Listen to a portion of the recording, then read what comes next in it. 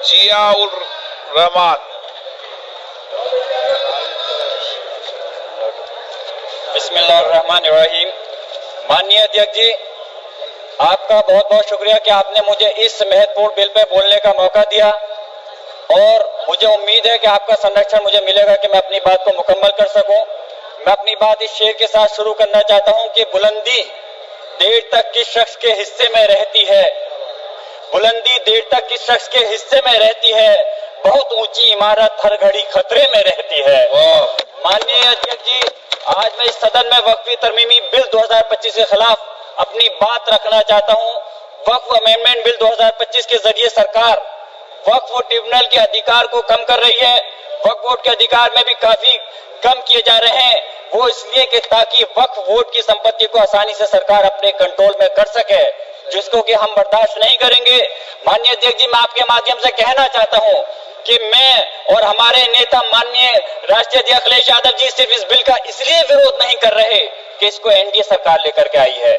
हम इस बिल का विरोध इस वजह से कर रहे हैं क्योंकि ये हमारे मुस्लिम समाज को तोड़ने का काम है, हमारे मुस्लिम समाज को कमजोर करने का काम है और इस देश के अंदर विकास में रोधा उत्पन्न करने का काम है। माननीय अल्पसंख्यक मंत्री जी कह रहे थे कि विपक्ष गुमराह कर रहा है, बल्कि हकीकत यह है विपक्ष गुमराह नहीं कर रहा है इस बिल के ऊपर, बल्कि आप लोग गुमराह कर रहे हैं। आप लोग गुमराह कर रहे हैं इस सदन को, आप लोग गुमराह कर रहे हैं इस समाज को, इस देश को।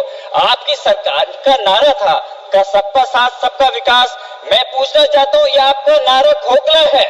मुस्लिम समाज को टारगेट करके नुकसान पहुंचाने की आपकी मंशा साफ हो गई है। माननीय गृह मंत्री जी श्री अमित शाह साहब भी यहाँ बैठे हुए हैं। मैं कहना चाहता हूँ कि माननीय अल्पसंख्यक मंत्री जी कह रहे थे कि जब वो चुनाव में गए थे तो उनसे कहा गया कि वक्फ बिल को लेकर के आया जाए, इसलिए लाए हैं।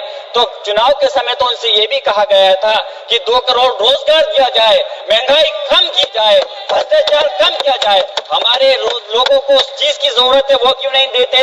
मैं कहना चाहता हूँ कि इस देश का मुसलमान दुश्मन नहीं है, इस देश का मुसलमान वफादार है, इस देश की तरक्की चाहता है, इस देश का विकास चाहता है।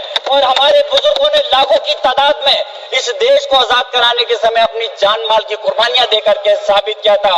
देश का जब बंटवारा किया था माननीय अध्यक्ष जी, तो उस वक्त अगर जो मुसलमानों को प्यार था पाकिस्तान से वो चले गए, जिनको इस हिंदुस्तान से प्यार था वफा थी वो आज इस हिंदुस्तान के अंदर है। हम इस देश के दुश्मन नहीं, हम इस देश में नौकर भी नहीं है, हम इस देश के मालिक हैं और हम चाहते हैं कि सब लोग मिलकर के, सारे धर्मों के लोग मिलकर के इस देश की तरक्की की बात करें।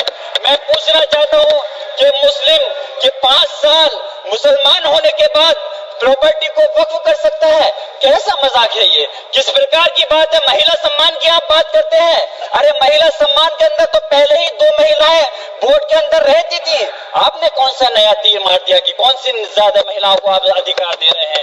मंत्री जी भी कह रहे थे कि तमिलनाडु और केरल के लोगों को कहना चाह रहे थे। मैं पूछना चाहता हूँ, याद रखना ये बिल इतना खतरनाक है, हमारे सारे समाज को तोड़ने का काम कर रहा है और बिहार और खासतौर से आंध्र प्रदेश की जनता आपके सहयोगी दल को कभी माफ नहीं करेगी अगर वो लोग इस बिल पर आपका साथ देते हैं। तो मैं कहना चाहता हूँ, कमाल की बात तो ये है, मुस्लिम समाज को हक देने की बात वो लोग कर रहे हैं जिनके पास 240 सांसद होने के बावजूद एक भी मुस्लिम सांसद आपके पास है, आप बात कर रहे हैं। मुझे अफसोस है कि आप इसकी बात कर रहे हैं। सत्ता पक्ष के लोग मुसलमानों की तरक्की की बात कर रहे हैं, आपके मुंह से ये बात अच्छी इसलिए नहीं लगती। मुसलमानों को उत्तर प्रदेश हो या हिंदुस्तान का कोई सा हिस्सा हो, उन्हें नमाज पढ़ने से दिक्कत है। माननीय अध्यक्ष जी, बस मैं अपनी बात खत्म कर रहा हूँ। अजान से दिक्कत है, मदरसों से दिक्कत है, मुसलमानों के कारोबार से दिक्कत है, मुसलमानों की स्कॉलरशिप को बंद कर रहे हैं और उसके बाद वक्फ के माध्यम से मुसलमानों को हक दिलाने की आप बात कर रहे हैं। मेरा कहना है कि क्या देश में माननीय न्यायालयों के अंदर पहले से मुकदमों की कमी है जो नए इस बिल को लाकर के नए जन्मों को विवाद दिया जा रहा है।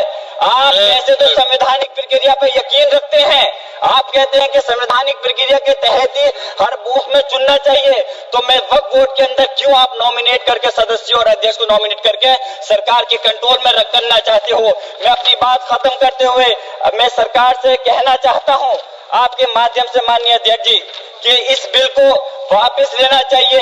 इस बात की वाजिब चिंता है कि ये विधेयक नौकरशाही की ज्यादती को बढ़ावा दे सकता है, जिससे मुस्लिम कम्युनिटी में विश्वास कम हो सकता है।